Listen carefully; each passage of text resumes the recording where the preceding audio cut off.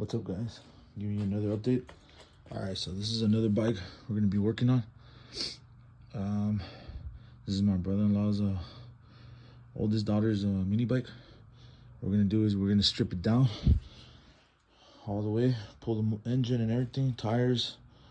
We're gonna be sanding down the frame and all the parts, fenders and everything, because we're gonna get it painted. It's gonna have a color change on this one.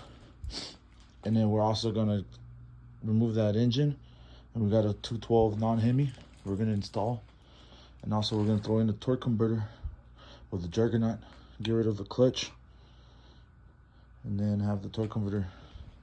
So we're gonna be doing that. And I'm also gonna be painting the rims, switching out the bearings, and then switching out the bearings from up here for the steering.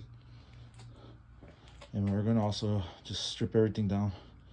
So I'm gonna keep you guys updated and get pictures of before and after, and videos, updates on the progress on this bike. So stay tuned, guys.